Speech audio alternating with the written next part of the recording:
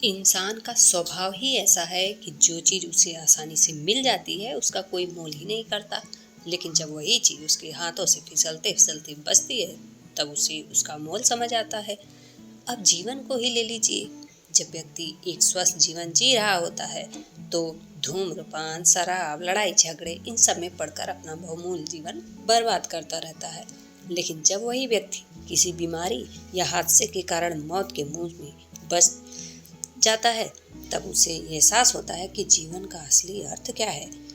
अब हमारे देश की आज़ादी को ही ले लीजिए। जब अंग्रेजों 200 साल की गुलामी के बाद हमें आज़ादी मिली तो उस आज़ादी की कीमत देश के हर व्यक्ति को पता थी। इसलिए जब पहली बार चुनाव हुए तो अपना प्रतिनिधि चुन पाने की खुशी में सबने अपने घरों से मीलों पैदल चलकर भी वोट डाले। वहीं अगर हम आज की बात करें तो वातानुकूलित यानी एसी वाली गाड़ी होने के बाद भी देश में लगभग आधे लोग वोट डालने नहीं जाते क्योंकि उन्हें इस आज़ादी का महत्व ही नहीं पता। इस बात का उदाहरण दलाई लामा से भी देते हैं। एक बार उन्होंने बताया कि जब वो चीन में सांस्कृतिक क्रांति आई तो वहाँ के लोगों ने तिब्बती संस्कृति का सफाया करने की ठान ली। तिब्बती भाषा में लिखे सारे ग्रंथों और किताबों को नष्ट कर दिया गया। उसी दौरान दलाई लामा वहां से भागकर भारत आ गए।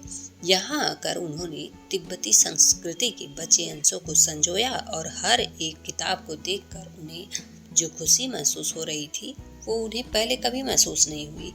ठीक इसी प्रकार डेसमंड टुटू ने भी बचपन में कई बार जानलेवा बीमारियों का सामना किया था। यहाँ तक कि जब उन्हें टीबी की बीमारी लगी तो हालात ऐसे हो गए कि उनके पिताजी ने ताबूत की लकड़ियां भी इकट्ठा करना शुरू कर दी। लेकिन इन सब बीमारियों से लड़कर भी वो जीवित रहे।